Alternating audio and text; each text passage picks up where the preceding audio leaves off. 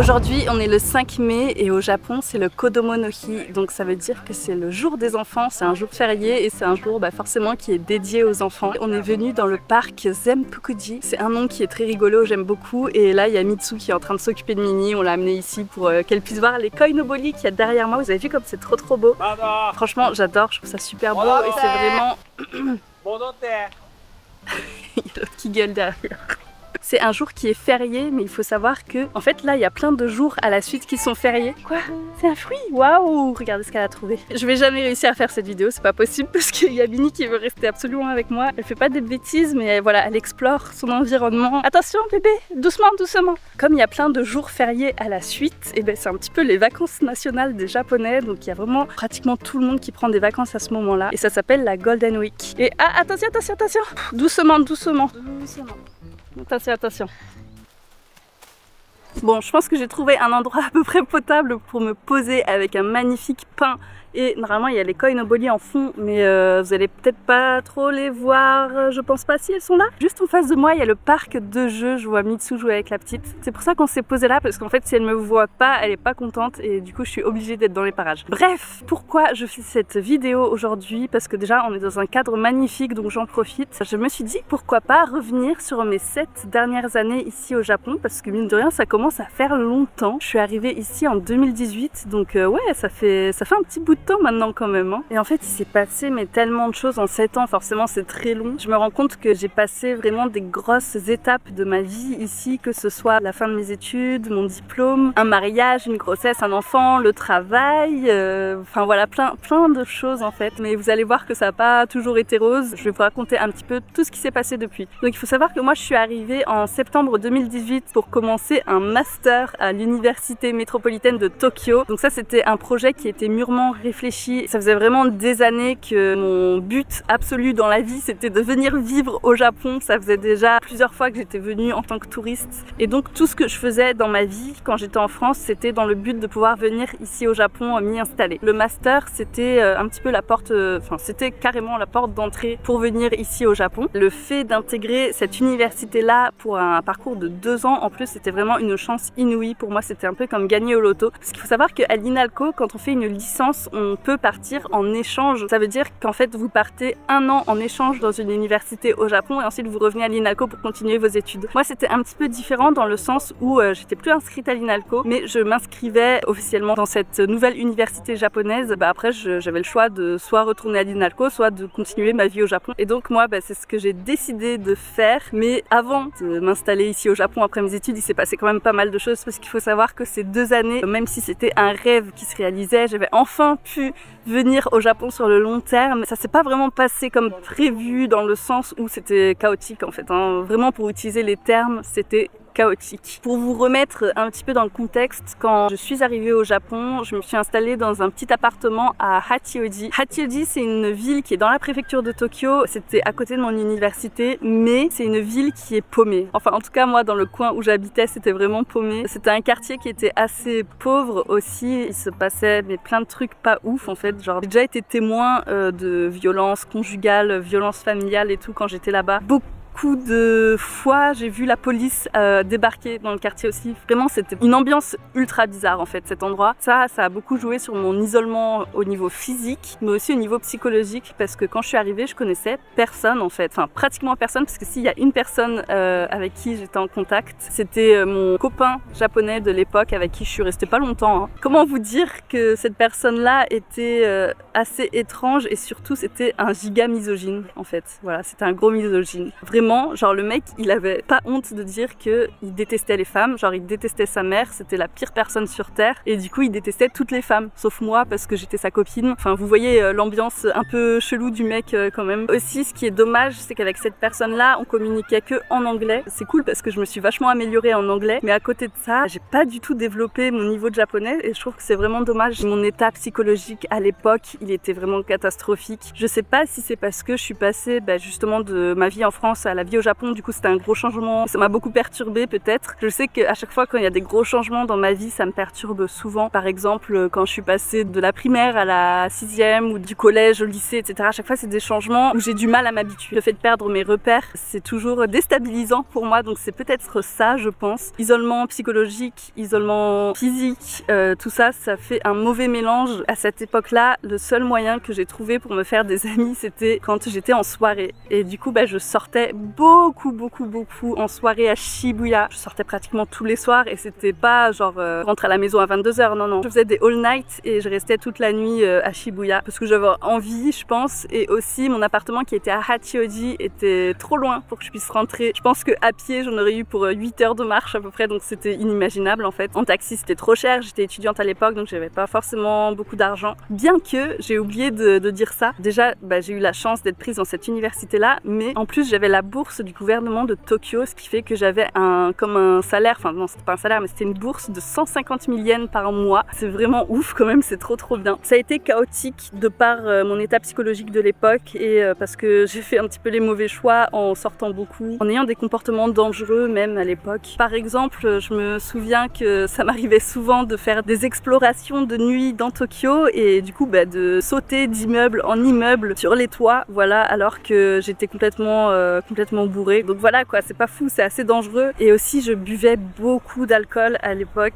Forcément quand on est en soirée, on boit, on fume, je fumais des cigarettes aussi quand j'étais en soirée. Et c'est fou quand même quand j'y pense aujourd'hui parce que c'est vraiment aux antipodes de qui je suis. Genre je bois plus d'alcool. Maintenant limite quand je vois des fumeurs ça m'énerve quoi. Vous voyez, j'en suis à ce point là. Dans ma vie d'avant quand j'étais à Paris et tout, j'étais pas non plus dans ce mood là de sortir, de faire des soirées. Et il y a vraiment que cette période des 2 ans où je suis arrivée à Tokyo où vraiment j'ai pété un câble et j'étais tout le temps en soirée, tout le temps dehors avec des gens que je connaissais pas forcément. Voilà, enfin bref, c'était vraiment pas la meilleure période de ma vie, mais il y a quand même des choses qui m'ont sauvée à l'époque, dont l'arrivée de ma grande sœur qui est venue s'installer à Tokyo avec moi en 2019, donc c'était à peu près un an et demi après que je sois arrivée. Elle m'a un petit peu remis les idées en place, dans le sens où elle m'a ouvert les yeux sur beaucoup de choses. Elle m'a dit déjà que je buvais trop d'alcool, elle m'a dit que les fréquentations que j'avais étaient mauvaises, genre vraiment elle avait pas peur de me dire les choses clairement parce que je pense qu'elle s'inquiétait beaucoup pour moi à l'époque. Et vu qu'elle est venue au Japon, ça m'a permis de faire une colocation avec elle et on a pu emménager dans un appartement qui était dans un quartier beaucoup plus central de Tokyo, qui était trop beau d'ailleurs. Cet appartement, je l'aimais trop. Ça concorde aussi un petit peu avec l'arrivée de la pandémie et il faut savoir qu'au Japon on a pris beaucoup moins cher qu'en France. Par exemple, nous on n'a pas eu de confinement forcé, c'est-à-dire qu'on avait la liberté de sortir si on voulait, on pouvait continuer notre vie normalement, même si tout le monde respectait quand même les règles d'hygiène, etc. Et tout le monde était invité quand même à rester un maximum chez soi, à pas faire de sorties le soir, à faire du télétravail, enfin vous voyez ce genre de choses. Ça peut paraître bizarre, mais moi je pense que cette période de semi-confinement, on va dire, ça m'a fait beaucoup de bien parce que ça m'a permis déjà de passer beaucoup de temps avec ma sœur. Quand on était à la maison, on faisait des activités ensemble, on faisait des voyages et tout, enfin c'était trop bien. Et ça m'a empêché un petit peu de sortir le soir, même si je continuais à le faire. Je sortais beaucoup moins, je buvais beaucoup moins d'alcool et j'avais une vie plus saine à ce moment-là grâce à tout ça. Et du coup cette période de confinement, ça tombe aussi au même moment où j'ai commencé à travailler pour Japan Kuru. Donc pour ceux qui ne connaissent pas, c'est une entreprise qui s'occupe de faire des vidéos promotionnelles pour plein de régions au Japon. Et à ce moment-là, ils avaient besoin d'une modèle étrangère. Grâce à eux, j'ai pu voyager dans tout le Japon. J'ai pu faire des voyages incroyables parce que forcément, vu que c'est des vidéos promotionnelles, et on va dans les meilleurs coins des régions pour filmer et être modèle et tout. Enfin, c'était vraiment un travail de rêve. J'ai adoré cette sensation de liberté, cette sensation aussi de découvrir des personnes qui étaient humaines et bienveillantes. Ça faisait longtemps que ça m'était pas arrivé parce que franchement, je vous jure qu'à l'époque, j'étais vraiment entourée de gens hyper toxiques. Aujourd'hui, j'ai coupé les ponts avec plus de 90% de ces personnes-là qui étaient dans mon entourage proche, que pour le meilleur. Et d'ailleurs, si vous faites partie de ces 10% de personnes, merci à vous parce que ça veut dire que vous êtes des bonnes personnes qui ont été bienveillantes avec moi. Enfin bref, Japan Kuru, voilà, c'était des gens au top. Le travail était trop bien. Malheureusement, depuis que je suis tombée enceinte et que j'ai eu Mini, j'ai pas pu retravailler avec eux, mais je pense que ça se fera dans le futur. Et j'ai très hâte d'ailleurs parce que c'est vraiment un métier de rêve. Tout ça, ça m'a aidé un petit peu à aller mieux et aller dans une meilleure direction. En parlant de direction, je pense qu'on va changer d'endroit parce qu'il y a plein de super beaux endroits et j'ai envie de vous montrer un petit peu. Je pense que c'est cool si puis on change un peu de scène.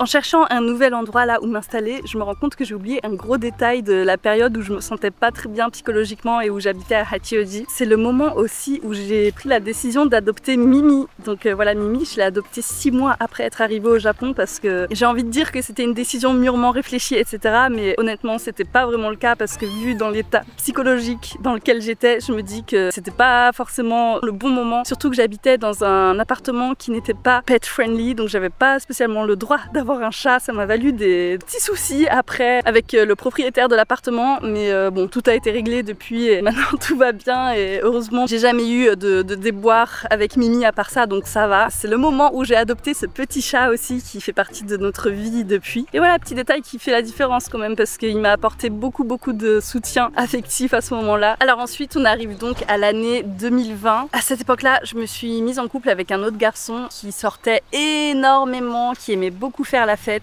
Pas très bonne fréquentation et ma sœur, je me souviens que quand elle l'a rencontré, elle m'a dit Fanny, il est gentil, etc. Mais par contre, je pense pas que ce soit un bon copain. Et franchement, j'aurais dû l'écouter quand elle m'a dit ça parce que, petite anecdote de la fin de notre relation, c'était pratiquement au moment du Nouvel An, donc vers le 29-30 décembre 2020. Et donc on s'apprêtait à passer le Nouvel An ensemble avec ma grande sœur, mon ex-copain du coup. Sauf que je reçois un message une matinée, je me souviens, je me réveille, j'ouvre Instagram et je vois une invitation d'une fille que je ne connais pas, d'une américaine qui s'appelle Rachel, que je remercie énormément d'ailleurs. Et elle m'envoie un message pour me dire coucou Fanny, on se connaît pas, mais là j'étais dans un hôtel avec ton copain. Je suis vraiment désolée, je savais pas du tout qu'il avait une copine. C'est lui qui a fait une bourde et qui m'a dit sans faire exprès qu'il avait une copine, donc je l'ai harcelé pour qu'il me dise qui tu étais. Et c'est comme ça que je t'ai retrouvée sur Instagram. Du coup, je voulais te prévenir que voilà, ton copain est infidèle. Et donc, bah, vous imaginez le choc que ça m'a fait. C'est très bizarre parce que j'étais à la fois anéantie forcément. Pour moi, tromperie égale rupture, c'est non négociable. On a rompu à ce moment-là.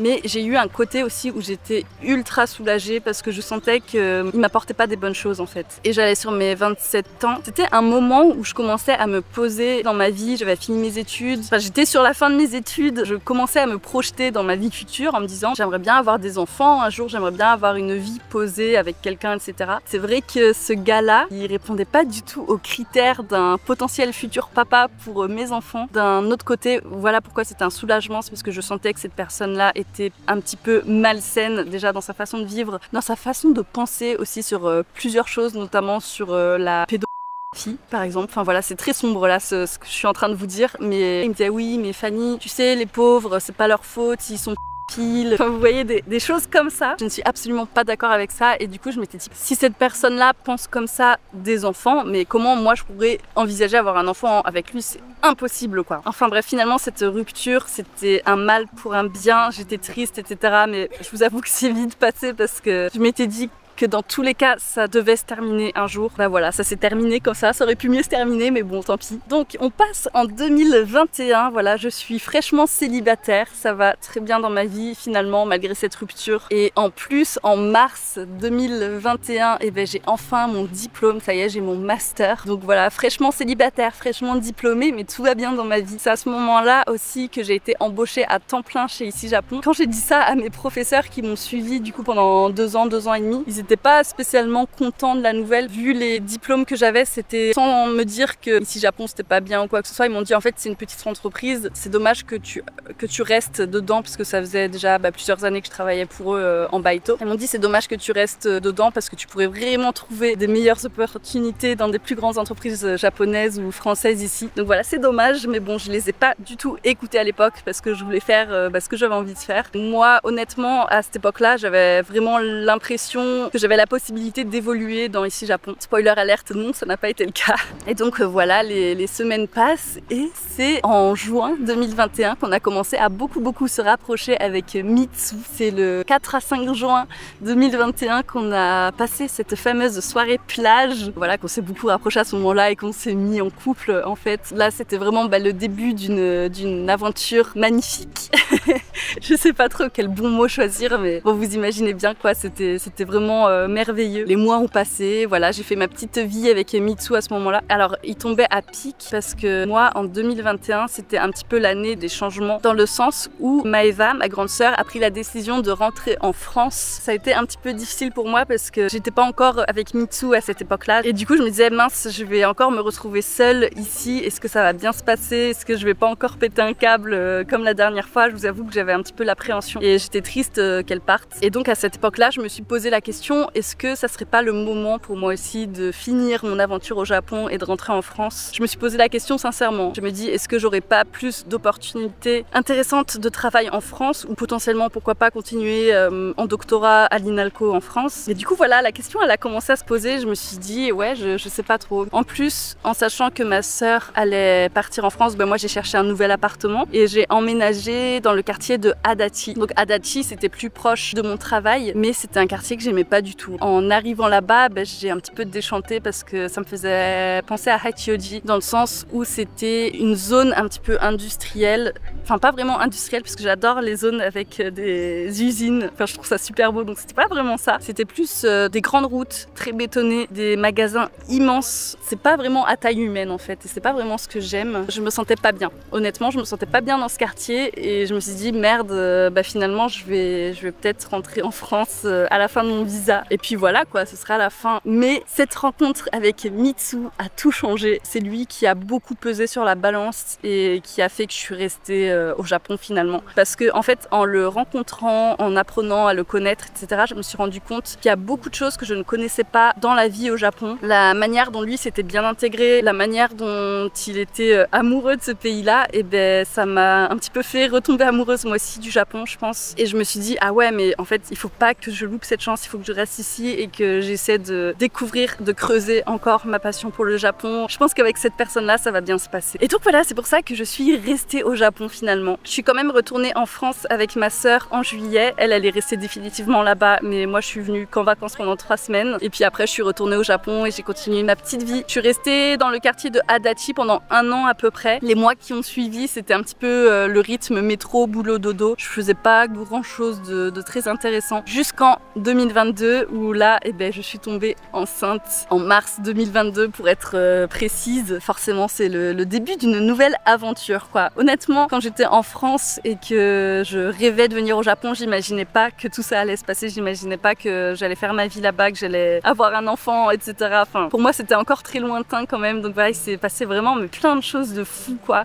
Dont cette grossesse qui, pour moi, est peut-être l'événement le plus bouleversant de ma vie. La grossesse s'est bien passée et c'est à ce moment-là que j'ai décidé avec Mitsu d'emménager avec lui à Katsushika pour qu'on soit ensemble parce que bah, forcément on allait accueillir un enfant donc il fallait qu'on habite ensemble quoi, sinon ça aurait été un petit peu compliqué. Et en plus mon appartement à Adachi était petit donc on pouvait pas emménager tous les deux à l'intérieur. En plus c'était très vieux, ça datait des années 70 donc je vous avoue que j'avais un petit peu peur au niveau des tremblements de terre, tout ça. Je me disais franchement avec un bébé c'est vraiment pas l'idéal, il n'y a pas d'ascenseur, enfin c'est pas adapté du tout à une vie en famille. Je vais changer un petit peu d'endroit et je vais vous raconter ce qui s'est passé pendant qu'on était à Katsushika. D'ailleurs vous allez peut-être me dire mais Fanny ça s'est passé vite quand même entre la rencontre avec Mitsu et la grossesse. Et oui c'était très rapide parce que ça a mis à peu près 9 mois, mais c'est ça, pile 9 mois entre notre rencontre et le moment où je suis tombée enceinte. Donc oui effectivement c'était très rapide mais c'était une évidence pour tous les deux parce que bah, déjà moi c'était la première fois de ma vie que je rencontrais un homme aussi respectueux, aussi gentil, aussi parfait. Et je me suis dit mais oui cette personne là c'était l'évidence. Et donc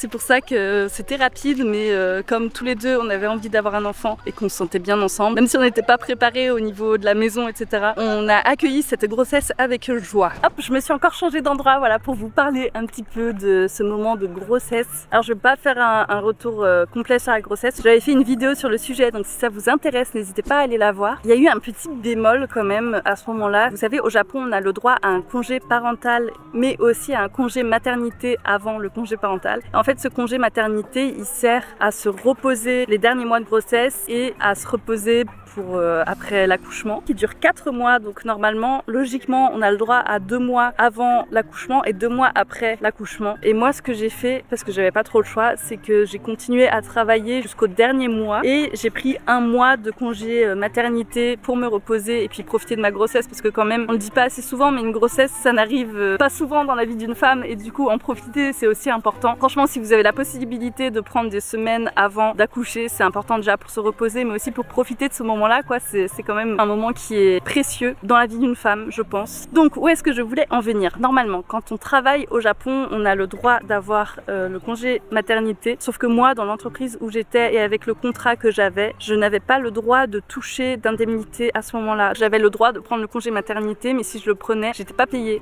Donc je gagnais 0 yen par mois. Forcément, j'ai dû le faire obligatoirement parce que j'avais pas le choix. Pour l'accouchement, forcément, on est obligé de le prendre, ce congé maternité. Et ensuite, si je voulais basculer sur un congé parental, j'étais obligée de le prendre. Donc c'est ce que j'ai fait. Ça a fait que j'ai pas été payée pendant 3 mois. Et je vous avoue que c'est le genre de chose qui est pas ouf. Quand tu viens de donner naissance à un bébé, t'es fatigué. Enfin, vous imaginez bien l'état dans lequel on est. On est fatigué, on a plein de choses à penser et le fait d'avoir cette charge mentale, de savoir qu'en plus on n'a pas de salaire pendant plusieurs mois, c'est vraiment pas facile. Moi j'ai vécu sur mes économies pendant ce moment-là. En plus il y a plein d'achats à faire. Même si on a des aides du gouvernement, etc., il y a quand même beaucoup d'achats à faire en dehors. Et donc ouais, clairement j'ai puisé dans mes économies et j'ai tout dépensé à ce moment-là. Heureusement il y avait Mitsu avec moi, donc on dépensait tous les deux. Mitsu a beaucoup dépensé, d'ailleurs c'est lui qui a payé l'accouchement et tout, parce que l'accouchement il faut le payer quand on est au Japon. Et donc voilà, c'était un petit peu le bémol de ce moment-là. Mais après j'ai pu basculer sur un congé parental. Ça j'y avais le droit parce que c'était compris dans mon assurance travail et donc c'est le gouvernement japonais qui prend en charge ces dépenses-là. Donc j'étais payée à hauteur de 80% de mon salaire les 6 premiers mois et 50% de mon salaire les 6 mois d'après. Honnêtement, je pense que c'était les plus beaux mois de ma vie, la plus belle année de ma vie. Le fait d'avoir pu rester avec ma fille pendant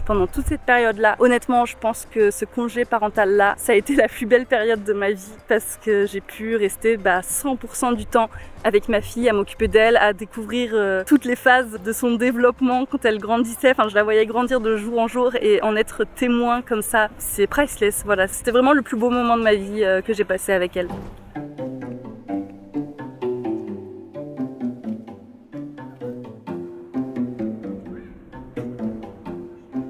Bon, on est en plein soleil, j'espère que vous allez quand même bien me voir et que vous n'allez pas être trop éblouis par la lumière. Je voulais revenir du coup sur notre vie à Katsushika avec Mitsu. On se sentait pas spécialement bien tous les deux à cet endroit-là parce que Katsushika c'est un quartier dans le nord-est de Tokyo et c'est très éloigné du centre et c'est vrai que nous deux qui avions eu l'habitude de vivre dans le centre, ça nous a fait bizarre en fait d'être aussi éloignés d'un coup et surtout de devoir faire des heures et des heures de métro à chaque fois qu'on voulait faire une activité dans Tokyo. Et on avait qu'une seule envie en fait, c'était enfin pouvoir revenir dans le centre de Tokyo, dans un quartier qu'on aime et qu'on apprécie. Katsushika c'était un petit peu pareil que Adachi, dans le sens où c'est un quartier qui est assez vieillissant. Même pour vous dire, je rigole mais c'est un rire nerveux, ça m'est déjà arrivé de trouver un cadavre dans un des appartements qu'il y avait à côté de notre logement. J'ai pas vu le cadavre même, mais en fait ça faisait plusieurs jours qu'il y avait des mouches énormes sur les fenêtres et donc je me suis dit que c'était pas normal, soit il y avait un animal mort, soit il y avait une personne décédée et il s'est avéré qu'après avoir appelé la police, c'était bien une personne décédée, c'était un vieux monsieur qui n'avait plus vraiment de contact avec sa famille et donc qui était mort seul chez lui et ça faisait des semaines qu'il était décédé et que personne n'avait fait attention. Donc voilà, c'est ce genre de quartier où il y a des gens qui meurent seuls. C'est en tout cas moi l'impression que j'en avais et Mitsu aussi, donc on se sentait pas bien là-bas. C'est pour ça qu'on a pris la décision de déménager et on a trouvé cette maison magnifique où on est toujours actuellement, dans un quartier qu'on aime tous les deux, qui est beaucoup plus central, qui est à côté de Shibuya et Shinjuku. Vraiment un endroit parfait pour nous. Il y a des parcs comme ça aux alentours, plein d'enfants. C'est pour notre fille aussi, on s'est dit franchement faut qu'on aille dans un quartier qui est vivant pour les enfants où on peut faire des activités cool comme ça. Et donc voilà, on était très heureux de pouvoir enfin déménager et d'emménager dans cette nouvelle maison. Comme j'étais en congé parental à l'époque, et ça m'a permis de prendre du temps un petit peu dans mes projets de création. C'est là que j'ai commencé à faire beaucoup de réels sur Instagram et je trouvais ça super cool. En fait, je m'amusais beaucoup, ça me faisait pas gagner d'argent ni quoi que ce soit, mais c'était vraiment par pure envie créative. Ça me rappelle d'ailleurs qu'en 2021, j'avais mon premier projet de chaîne YouTube qui me tenait trop à cœur, genre j'avais vraiment ça en tête. À la base, ce que je voulais faire, c'était une chaîne d'urbex et de zoologie. Salut tout le monde! Alors aujourd'hui, c'est une vidéo test que je vais faire pour tester mes capacités à faire une vidéo ou non. Moi ce que j'aimerais bien proposer sur cette chaîne, c'est des vidéos sur les animaux au Japon, donc que ce soit les insectes ou même les animaux qui sont endémiques d'ici. Vous imaginez même pas toute la biodiversité japonaise présente, mais c'est un truc de fou. C'est des animaux, je suis sûre vous les avez jamais vus de votre vie, ou sinon vous pensiez que c'était des faux, genre des Pokémon quoi. C'est incroyable et du coup j'ai trop hâte de vous montrer ça. Et moi je vais vous préparer quand vous viendrez au Japon pour faire des voyages et tout, je veux que vous soyez prêts à voir les giga insectes qu'il y a ici quoi, surtout si vous avez peur et tout. J'espère pouvoir vous aider à apprivoiser ces peurs là. Ce sera un petit peu le but de cette chaîne. Vous savez que j'adore faire de l'urbex aussi, donc peut-être que je ferai des vidéos urbex sur cette chaîne également, on verra. En tout cas pour l'instant je vais surtout me concentrer sur les animaux, sur mes expéditions dans la nature, etc. Donc voilà, j'espère vraiment que ça vous plaira. Dites-moi en commentaire si ça vous intéresse ou pas, hein, peu importe. Honnêtement cette chaîne là elle n'a pas vraiment pour but de ramener un maximum d'abonnés ou quoi que ce soit. Je fais ça par pure passion et parce que je me dis que j'ai envie de partager ça avec vous tout simplement. Voilà, on est enfin arrivé au parc. Je suis encore sur mon vélo et regardez, je suis au milieu des iris. Bon, pour l'instant il n'y a rien qui a poussé hein. La saison des iris au Japon c'est un truc de fou, c'est trop beau. Adachi du coup c'est un des arrondissements de Tokyo où il y a le plus d'iris. Je crois que c'est la fleur qui représente cet arrondissement, donc je vous conseille d'y aller si vous aimez bien ces fleurs. Je vais garer mon vélo et puis on va chercher des insectes. Voilà, j'ai quand même trouvé une mini araignée, on dirait une épère des roseaux. Elle est vraiment minuscule, je saurais pas vous dire. Elle a tissé toute sa toile autour de la feuille et du coup la mouche s'est posée dessus et s'est coincée à l'intérieur. C'était compliqué de trouver un insecte dans ce parc hein. À l'époque je regardais beaucoup la chaîne Animaux mode d'emploi et je trouvais ça trop bien. Je m'étais dit mais vas-y je veux faire la même chose au Japon et puis comme ça me permet de visiter plein d'endroits dans le Japon et de faire de l'urbex et tout, donc je pourrais mixer les deux. J'ai vite abandonné cette idée malheureusement parce que je suis tombée enceinte. Bon, faire de l'urbex enceinte ou même quand on a un jeune enfant c'est pas l'idéal. Renifler pas des odeurs mais potentiellement des produits toxiques quand vous allez en urbex, quand on est enceinte c'est pas du tout conseillé. Il y a beaucoup de moisissures et tout. Et aussi c'est dangereux parce que c'est illégal et je me suis dit imagine je finis en prison alors que je suis enceinte ou que ma fille est toute petite, enfin c'est inimaginable. Donc c'est pour ça que pour l'instant le projet, je dis pas que c'est complètement mort mais en tout cas c'est en pause. Peut-être qu'un jour je le ferai parce que ça me tient quand même à cœur, c'est mes deux passions, l'urbex et les animaux. C'est à ce moment là que petit à petit j'ai pensé à la création de contenu et donc voilà, c'est un petit peu comme ça que ma chaîne YouTube est née en mai